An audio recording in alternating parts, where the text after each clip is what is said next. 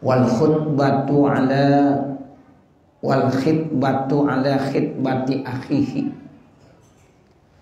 artinya dan melamar di atas lamaran saudaranya. Bapak saudara, kita masih berbicara terkait tentang maksiat yang disebabkan oleh omongan, oleh lisan, oleh lidah. Nah, maksiat yang selanjutnya ngelamar pada perempuan yang sudah dilamar oleh saudaranya yang lain. Orang lain udah ngelamar, ini perempuan, kita tahu. Ada lagi yang ngelamar, udah gitu diterima lagi. Nah, itu nggak boleh.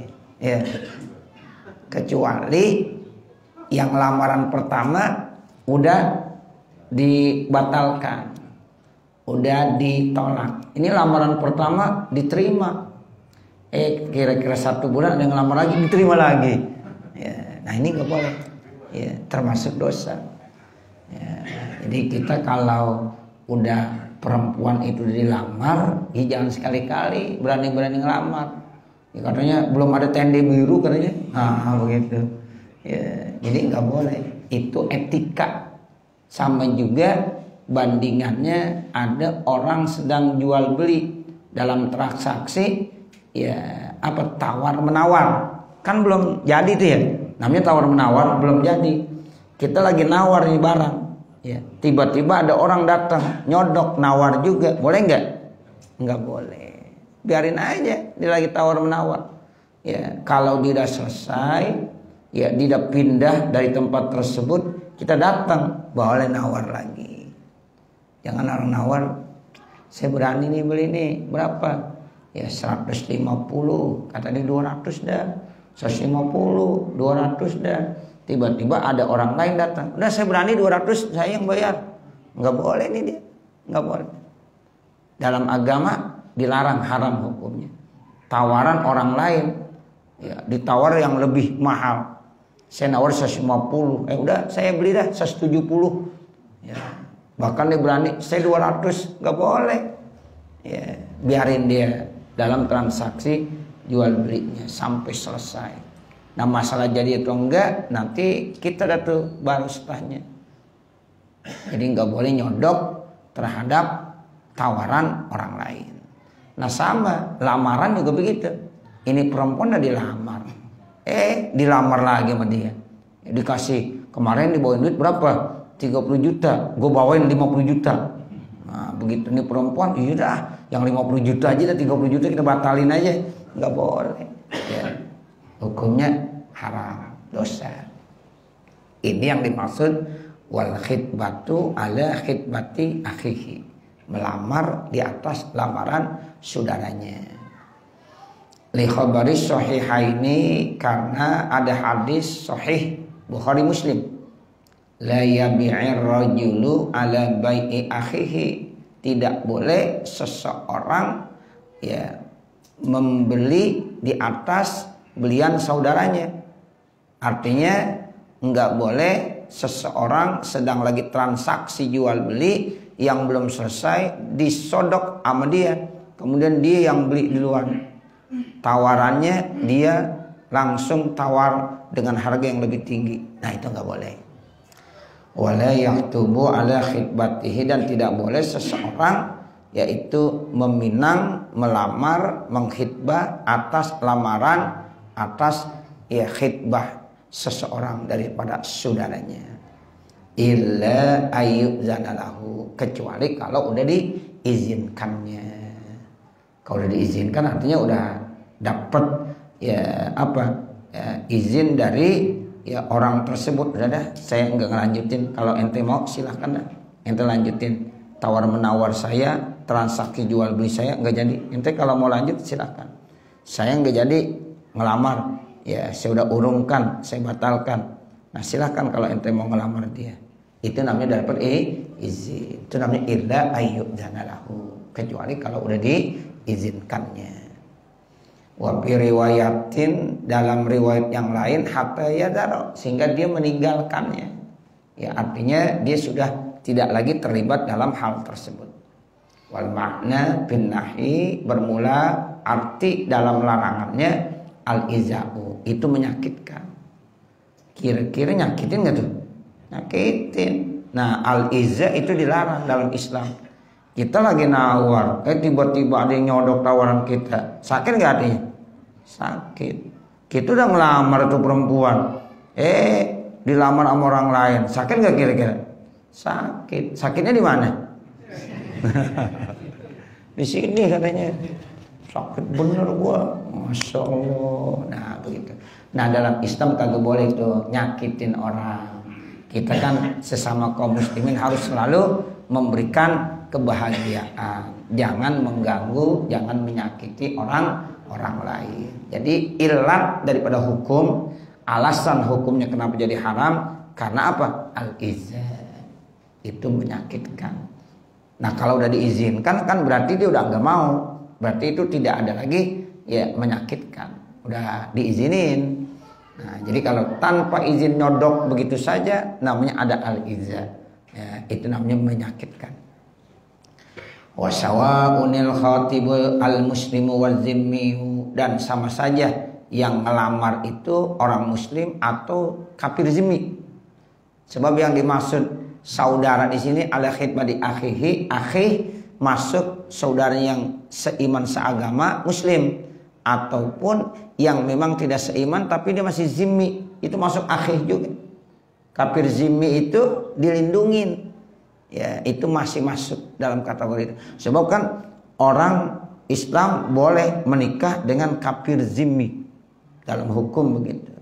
Cuma yang jadi masalah sekarang ada nggak kafir zimmi? Kalau gitu ya, kira-kira masih ada nggak kafir zimmi? Nah ini para ulama ada yang punya pendapat udah nggak ada lagi kafir zimmi sekarang. Sebab mereka ya kalau percaya kepada kitab Injilnya sudah ya tidak asli lagi seperti yang pernah diturunkan kepada Nabi Isa. Dulu Injil asli ya itu ajarannya apa? La ilaha illallah Isa Rasulullah. Tidak ada Tuhan yang disembah dengan sebenar-benarnya kecuali Allah. Dan Nabi Isa itu utusan Allah. Itu begitu ajaran Nabi Isa. Nggak pernah Nabi Isa ngajarin saya sebagai anak Tuhan. Nah begitu. Sehingga ya ada yang punya pendapat saat ini tidak ada lagi kafir zimmi. Ya karena nggak ada kafir kitabi. Kalau kafir kitabi kan itu namanya kafir zimmi yang bisa dilindungi. Ya begitu. Jadi boleh orang-orang ya Islam itu menikah dengan kafir, tapi kafirnya kafir ya kitabi, ya begitu ya. Nah di sini ya kalau lamaran sekalipun dia orang kafir, tapi kafirnya kafir zimmi, itu tetap kita nggak boleh nyodok, nggak boleh, karena kita harus menghormati tetap dia saudara kita namanya. Wattaqidu bil akhi bil khabari jariyun alal ghalibi. Sementara ya ditakyidkan dengan kata-kata akhun dalam hadis tadi di atas itu berlaku atas umum fi khitabatin Nabi sallallahu alaihi wasallam dalam hitbah-hitbahnya Nabi Muhammad sallallahu alaihi wasallam ya dalam melamarnya ya Nabi Muhammad sallallahu alaihi wasallam fa innaha muta'alliqatun bil muslimin. Karena sesungguhnya itu terkait ya berhubungan dengan orang-orang Islam lisyiddati imtisalihim karena sangat melaksanakannya mereka. Wal fatwa bi ghairi ilmin. Kemudian yang selanjutnya yang termasuk maksiat juga yang disebabkan oleh lidah omongan, berfatwa tanpa didasari dengan ilmu min indihi dari sisinya, wa ta'limin dan juga tidak mau belajar ya min ghairihi dari yang lainnya. Fatwa dia tidak didasari dengan ilmu atau memang dia tidak mau belajar dari orang lain. Itu bahaya itu. Jadi kata Nabi, kalau ada orang memberikan fatwa tanpa didasari dengan ilmu-ilmu yang dimilikinya atau tanpa dia belajar ilmu dari orang lain, maka fatwanya menyesatkan dan itu membuat dosa dan haram. Fa'aftau bi ghairi ilmin. Nah, begitu maka mereka memberikan fatwa tanpa dasar ilmu, padallu wa adallu. maka mereka menyesatkan. Mereka sesat dan juga mereka menyesatkan. Padahal itu mereka yang memberikan fatwa sesat, wa adallu, dan menyesatkan orang lain yang menjadi sesat. Nah, ini bahaya nih.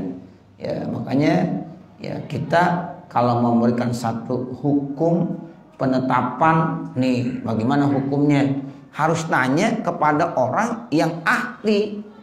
Fas'alu ahla zikri, maka tanya kepada orang yang ahli ilmu. Kalau bukan bidangnya jangan ditanya. Seorang insinyur bidangnya bukan masalah agama, ditanya masalah agama, ya, berfatwa tentang agama, ya kagak cocok. Ya, sesuai dengan bangunan dia mestinya. Nah, ini ukuran besinya berapa. Nah, begitu tuh insinyur bicara. Tapi ya ditanya tentang masalah agama, ya yang dia tidak tahu, ya dia belajar agama juga hanya minim sekali. Nah, seperti itu. Sehingga dia nggak berani, oh jangan, kalau masalah ini serahkan kepada ulama. Nah, kalau ulama artinya orang yang alim terkait tentang ilmu. Nah, ilmu apa? Ilmu agama. Ya, itu dia silahkan memberikan fatwa. Itu pun nggak sembarangan. Makanya ada fatwa MUI. Tuh, fatwa NU itu artinya kan di situ bukan satu orang, Majelis Ulama Indonesia. Sekarang orang berani dibilang sesat, ya, malah ya dilawan. Majelis Ulama Indonesia, ya itu dilawan. Ketuanya, ya wakilnya, secara pribadi maupun secara kelembagaan. Kacau udah. Ya, orang sekarang udah pada berani. Padahal MUI itu lembaga terhormat. Kita harus hormatin mereka. Kenapa? Karena di situ bukan seorang yang duduk. Ya, Majelis Ulama Indonesia. Tuh begitu. Namanya Majelis Ulama Indonesia. Mereka udah hebat. Ya, makanya waktu saya ngaji sama ya Kiai Bunyamin, saya mah enggak ada di MUI. Kenapa? Nah, saya bukan ulama katanya. Nah, begitu. Ya. Orang kalau ada di MUI udah hebat itu, Pak. Majelis, ya. Majelis ulama. Ya, begitu. Jadi mereka itu orang-orang hebat semuanya. Ini kagak ngerti agama di MUI. Ya, kacau nggak kira-kira? Nah, begitu. Karena pengen kedudukan. Nah, mestinya orang yang di MUI itu orang yang benar-benar pakar dalam agama. Silakan, mereka mampu duduk di MUI. Ya, nggak ngerti apa-apa jadi MUI, nggak malu sama dirinya sendiri. Ada ulama ya disuruh di anggota MUI nggak mau, karena dia merendah diri. Nggak mau saya, ya nggak pantas ya di MUI. Tuh sampai begitu. Ini orang kagak ngerti agama, nggak ngerti hukum, ya duduk di MUI. Nah begitu. Nah kita nih, ya mudah-mudahan mereka yang duduk di MUI orang-orang hebat semua itu, ulama-ulama yang kita harus hormati. Nah begitu. Tapi kalau yang kagak pantas kapasitasnya ya duduk di MUI, ya ngaca aja dah, ya ngaca pada diri sendiri. Oh saya nggak pantas. Nah seperti itu. Sehingga kalau masalah-masalah agama sudah diputuskan oleh MUI, kita jangan tentang, kita terimain. Ini orang Islam sendiri yang nentang. Ya nggak bener, berarti kita nggak menghormati ya lembaga MUI. Karena lembaga MUI itu Masya Allah, dulu zamannya Buya Hamka, hebat itu. Makanya Buya Hamka ya itu benar-benar duduk di MUI, Masya Allah. Ya itu dia memberikan keputusan tegas. Dia nggak berpihak kepada siapapun. Bahkan dia rela kalau keputusan saya dirubah, saya keluar dari MUI. Hebat gak dong? Hebat. Buya Hamka itu contohnya. Nah begitu. Nah mudah-mudahan tuh ya ulama-ulama yang duduk di MUI itu mereka tegas. Sehingga ketika kalau ada hukum yang sudah dipatwakan, ada yang berani, ya jangan takut, lawan terus. Karena MUI itu yang pakar dalam masalah ya agama. Oh ini ajarannya sesat. Oh ini enggak benar. MUI boleh ngomong begitu karena berdasarkan hukum. Dia enggak sembarangan. Ya, dan dia enggak sendiri, ada sidang, Majelis Ulama Indonesia, sehingga harus kita hormati. Nah seperti itu. Jadi kalau ada yang berani-berani, ya Allah, memponis lagi, bahkan berani, ya dia diapakan tuh, ya bahkan dikenakan denda pidana 1 triliun, wah gitu.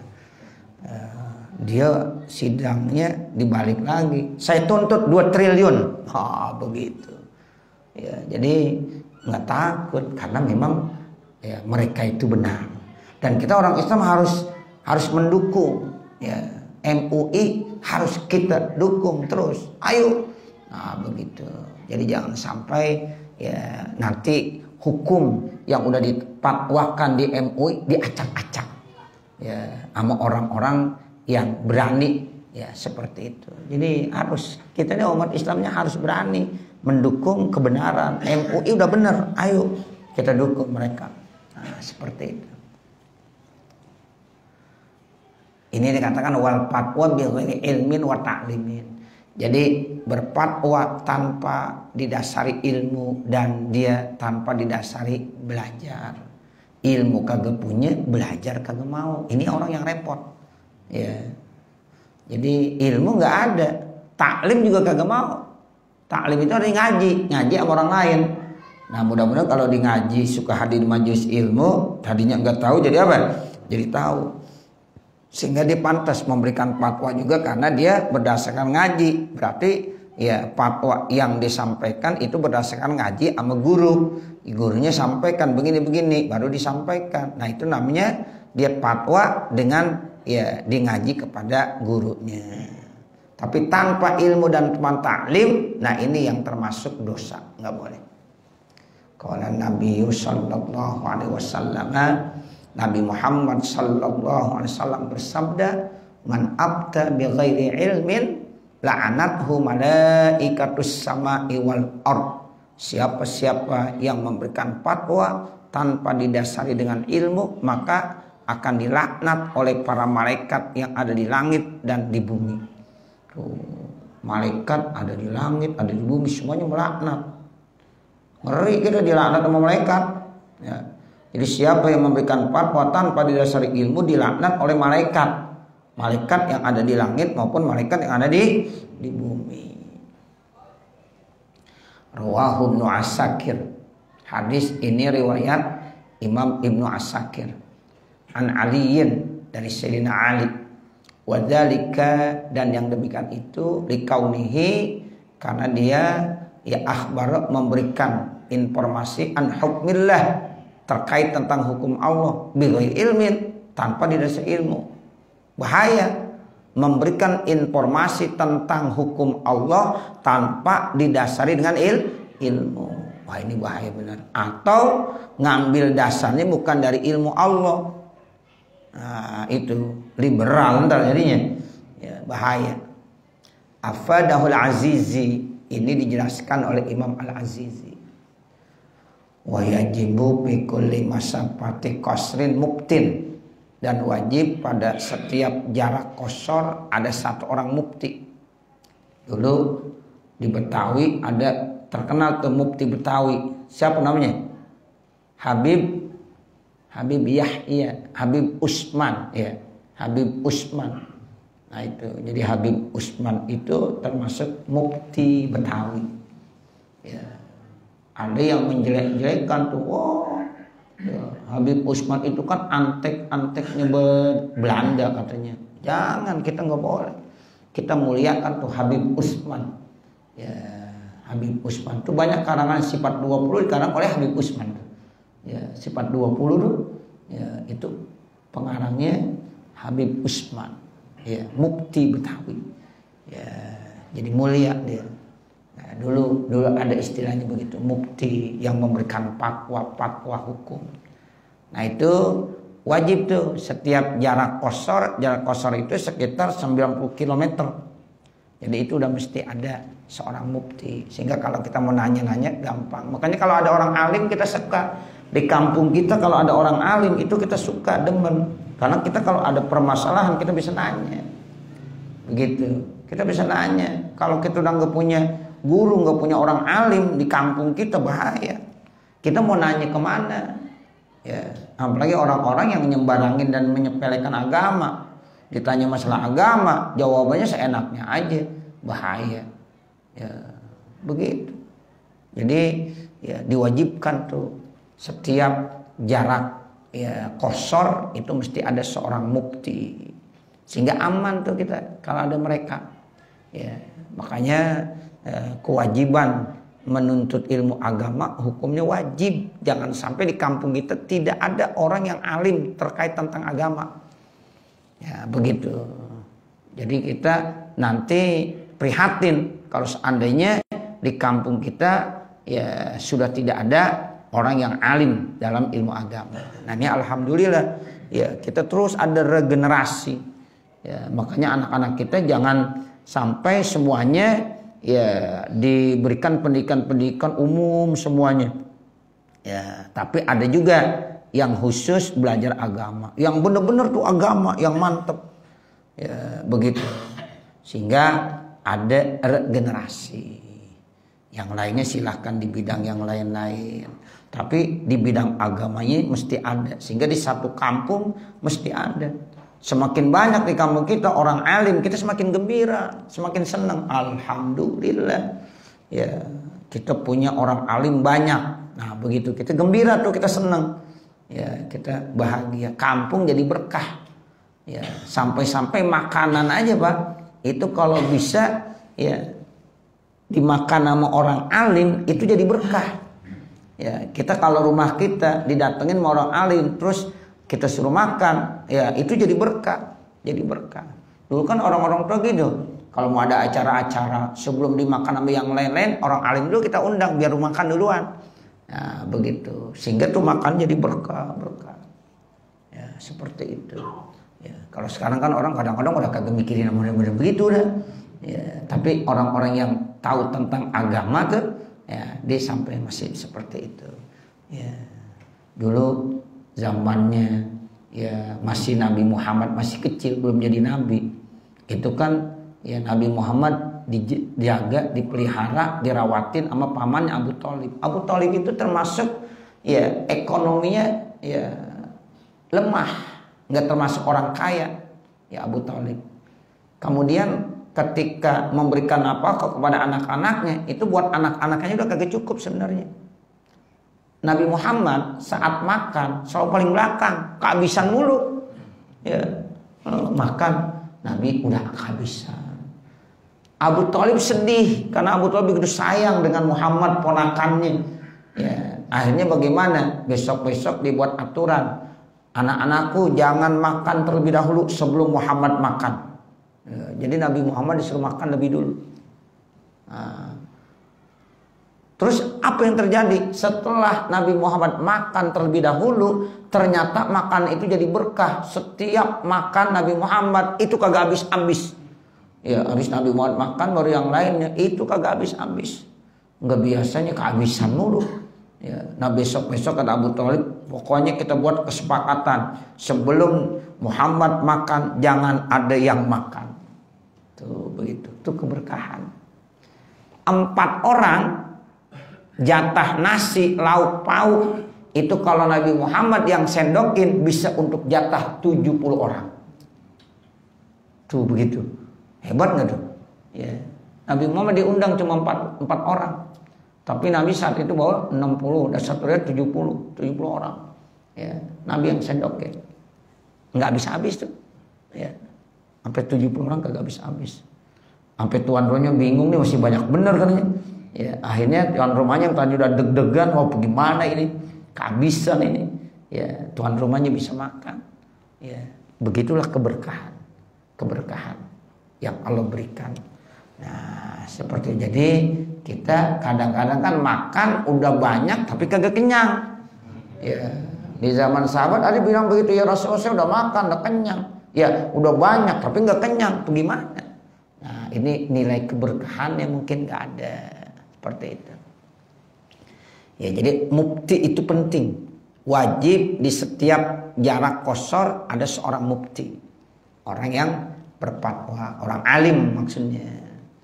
Kama yajibu fi kulli ad'uhin, sebagaimana pada setiap kampung qadin ada qadi. Qadi itu hakim. Ya, jadi kalau qadi setiap kampung. Wala yakfi dan tidak cukup fi iklimin wahidin muftin. Satu provinsi nggak boleh satu mufti. Sedikit banget satu provinsi cuma satu mufti. Mestinya lebih daripada satu mufti. Makanya semakin banyak ulama yang ahli fatwa, ahli hukum itu semakin bagus. Ya di satu provinsi misalnya DKI, ya itu mesti ada ulama-ulama yang banyak. Bahkan di kita bukan lagi satu provinsi, satu ya kampung, satu kelurahan, satu kecamatan. Ya itu kalau bisa lebih daripada satu. Pak Tabir, maka renungkanlah ya dan perhatikanlah masa fatal qasri jarak qasar. Tuh kalau kita belajar ilmu fikih jarak qasar itu guru-guru kita ngajarin ya hampir jarak kurang lebih 90 km. Ya. Jadi kalau jarak Jakarta ke Anyer tuh udah di atas 90 km. Kalau sampai Cilegon Barat itu udah 92 km. Ya, kalau kita masuk ke Anyer udah bisa sampai 100. Makanya qasar jamak udah boleh. Ya, seperti itu. Jadi kalau kita ya berangkat ke Bandung juga sama, Cirebon sama. Ya, Sukabumi juga sama. Itu sudah di atas masa fatul qasri namanya. Jarak qasar ya kurang lebih 90 km. Tapi kalau dari Jakarta Bogor belum. Kita Jakarta Bogor mau qasar jamak ya belum boleh. Ya. Kalau Parung gimana? Apalagi Parung. Masa ke Parung dia qasar jamak? Ya Ustaz saya mau ke Ciputat, boleh nggak saya qasar jamak? Ya nggak boleh. Ya Ciputat ya. Orang Bogor aja belum ya. Nah, seperti itu. Jadi kalau sudah 90 kilo ke atas, nah udah masuk betul jarak qasar jamak. Fala yazidu maka tidak boleh lebih baina kulli mubtaini ya di antara tiap-tiap dua mufti ala masafatil qasri atas jarak qasar. Kama Apadahul Ardamili sebagaimana ini dikemukakan dan dijelaskan oleh Imam Al-Ardamili fil Anwari dalam kitab Al-Anwar. Wa ta'allumu ilmin mudirrin belajar ilmu yang membahayakan. Nah itu juga nggak boleh. Ya kita ngajinya tentang ilmu yang bahaya. Ilmu apa? Ka ilmu sihir, ilmu sihir. Wah, pengajian ilmu sihir ya. Jangan. Pulang pada bisa terbang semuanya ya.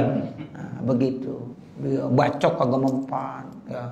Begitu. Nah itu kalau ilmu sihir, ilmu hitam nggak boleh. Ngamalinnya nggak boleh, belajarnya kagak boleh. Tapi kalau ilmu putih ilmunya yang diajarkan oleh Nabi, ya dasarnya Al-Quran hadis. Kalau memang ada amalan-amalan yang membuat orang dibacok kagak mempan, ya itu selama wirid zikir dari Nabi boleh. Para wali kan ilmunya begitu ya. Ya wali kalau berdoa, ya minta hujan turun hujan, ya itu wali beda. Ya. Ya kalau bapak juga wali juga termasuk ya. Ya wali murid cuma ya, masih wali murid ya, makomnya. Nah, jadi kalau wali itu masya Allah udah begitu dekat dengan Allah Subhanahu Wa Taala. Nah, dia ilmu yang manfaat. Ya, tapi kalau ilmu yang membahayakan itu haram kita belajar. Ya nggak boleh. Seperti ilmu sihir. Apalagi di sini contohnya wa ilmin nujumi ilmu nujum. Ilmu tentang perbintangan yang nanti bisa membuat ya orang-orang syirik percaya dengan bintang-bintang, ahli nujum, ramalan. Ya. Kan ada tuh ya orang-orang yang ahli meramal, dilihat tangannya. Wah, ini garisnya begini. Wah, ini begini. Waduh, jangan. Itu namanya nujum. Ahli nujum itu yang begitu nggak boleh. Atau istilah kerennya sekarang paranormal. Ya paranormal. Atau lebih hebatnya lagi orang pinter. Oh, gitu. Ente harus pergi ke orang pinter. Oh berarti kita dianggap orang bego semua ya. Nah, begitu. Itu kalau yang model-model pakai hitungan ilmu nujum paranormal itu tidak dibolehkan. Qala sallallahu alaihi wasallam, Rasulullah sallallahu alaihi wasallam bersabda, akhafu ala ummati ba'di salasan. Ya, jadi kata Nabi, yang paling saya takutkan yang akan menimpa umat saya setelah saya ada 3 macam. Ada 3 macam tuh yang Nabi paling khawatirkan yang akan menimpa umat Nabi Muhammad. Pertama apa? Haiful a'immah, zalimnya para pemimpin. Tuh, kalau para pemimpin pada zalim, itu yang paling ditakutkan sama Nabi. Makanya kita selalu mendoakan semoga pemimpin-pemimpin kita adalah semua adil. Ya, jangan sampai ada yang zalim. Udah begitu aja, kita doain aja. Setiap sholat, ya, setiap habis sholat doain.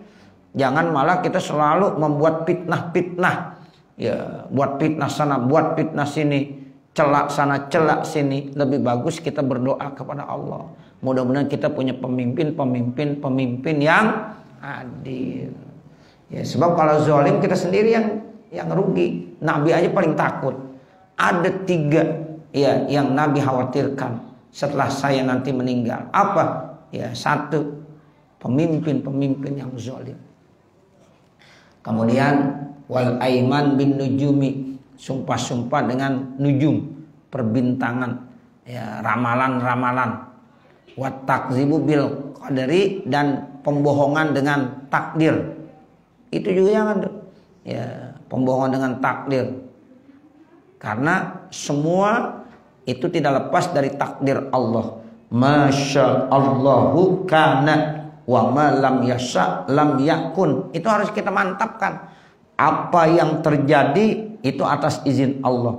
Kalau Allah nggak izinin, tidak akan terjadi.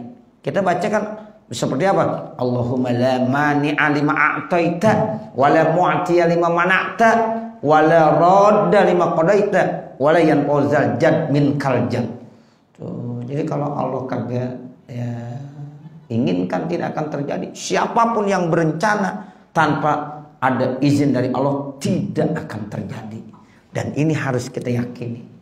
Nah begitu, sehingga kita nggak boleh percaya, wah ini dari orang yang begini-begini. Jangan.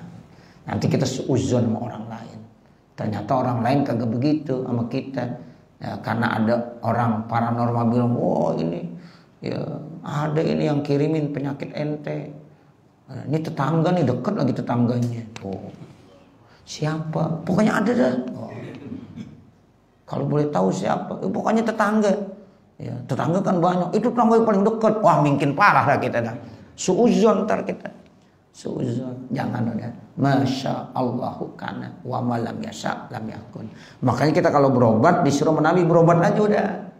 Bukan ditanya ini penyakit kiriman dari sini, dari situ, dari macam-macam. Udah kita harus husnuzon. Berbaik sangka. Ya, karena kita lemah manusia. Ya pokoknya Masya Allah kana wa malam yasha lam yakun. Itu seperti itu. Jadi kalau berobat bukan ya nanya-nanya yang negatif, tapi berobat udah ya ikhtiar. Yang nyembuhin siapa? Allah. Makanya dibilang bi khilafit tibi, berbeda dengan tib. Tib kan dokter. Ya, kalau kita pergi ya ke dokter ngobatin penyakit berdasarkan ilmu kesehatan. Nah, makanya ada dokter yang bagus begini. Ya, ini sekedar ikhtiar. Mudah-mudahan dengan minum obat nanti alokasi kesehatan sembuh. Nah, begitu. Ya. Jadi ya, bagus itu dokter yang begitu. Jadi kalau kita sakit diperintahkan untuk ikhtiar. Ya berobat. Nah, berobat itu kepada siapa? Ya kepada ya ahlinya. Ya bisa dokter atau bisa siapa saja. Yang penting kita yakin berobat sebagai bentuk ikhtiar, dan kita yakini bahwa yang menyembuhkan itu adalah Allah Subhanahu wa ta'ala. Itu harus begitu Bapak Saudara. Fa innal hajata masatulai, karena kebutuhan itu menyentuh padanya. Wa bi khilafit takbiri, dan berbeda dengan takbir. Ya, kalau takbir ini ramalan begini. Wa in kana tahminan, sekalipun itu termasuk ya yang di awan-awan gitu, tahmin, hayalan-hayalan. Ya anu juz'un min sittatin wa arba'ina juz'an minan nubuwah, karena itu termasuk unsur dari 46 unsur dari kenabian. Wala khatar fihi, dan tidak perlu dikhawatirkan padanya. Apa dalika, ya, yang menjelaskan itu ada Al-Ghazali, Imam Al-Ghazali fil Ihya, dalam kitab Ihya. Kalau takbir seperti Nabi Yusuf aja kan bisa mentakbir mimpi. Ada mimpi ditakbir sama Nabi Yusuf. Wah, ini mimpinya begini. Itu bukan nada-nada, bukan. Nah, begitu. Itu termasuk pemberian Allah. Ya, itu termasuk pemberian Allah, takbir. Ada orang-orang yang bisa emang mentakbir mimpi. Nah, begitu. Tapi kalau yang kagak bisa, jangan ya buat-buat hayalan-hayalan dan lain-lain sebagainya, jangan. Ya, itu bahaya. Tapi kalau memang dia mampu seperti itu mentakbir, ini memang termasuk bagian yang dikasih Allah kepada nabi-nabinya. Termasuk juz min sittatin wa arba'ina juz'an, diantaranya apa? Mentakbir, ya, mengungkapkan yang tadinya enggak jelas jadi jelas. Orang kalau mimpi kan kadang-kadang ada yang nanya, ini apa arti mimpi saya? Nah, itu ada orang-orang yang paham terkait tentang mentakbir mimpi. Seperti nabi-nabi itu dikasih ya takbir mimpi seperti itu. Cukup saya kira. Mudah-mudahan apa yang kita baca ada manfaatnya. Amin. Ya Rabbal Alamin. Wassallallahu ala sayyidina Muhammadin wa ala alihi wa sahbihi wasallam. Walhamdulillahi rabbil alamin. Bapak Saudara, rencana saya akan mengundang Bapak Saudara pada acara haul orang tua saya, insya Allah nanti di tanggal 13 Agustus, hari Minggu. Nah, hari Minggu sekitar jam 9. Ya, hari Minggu jam 9. Mungkin nanti ya saya ngasih undangannya secara global aja. Ya, enggak satu-satu saya ngundang. Ya, mudah-mudahan Bapak Saudara buatkan waktu nanti tanggal 13 hari Minggu, ya, acaranya di ya Masjid Jami At-Thahiri. Ya, di Masjid Jami At-Thahiri. Kemudian pengajian hatam Qur'annya habis sholat subuh hari Minggunya tuh tanggal 13. Ya, jadi minggu besok, minggu lagi. Ya, minggu besok, minggu lagi tanggal 13. Ya, mudah-mudahan Bapak Saudara bisa membuatkan waktunya sehingga bisa hadir nanti sama-sama ya ke Masjid Jami At-Thahiri. Wassallallahu ala sayyidina Muhammadin wa ala alihi wa sahbihi wasallam. Walhamdulillahi rabbil alamin. Al-Fatihah. A'udzubillahi minasyaitonir rajim. Bismillahirrahmanirrahim. Alhamdulillahi rabbil alamin arrahmanir rahim maliki yaumiddin. Iyyaka na'budu wa iyyaka nasta'in. Ihdinas siratal mustaqim. Siratal ladzina an'amta 'alaihim ghairil maghdubi 'alaihim waladdallin.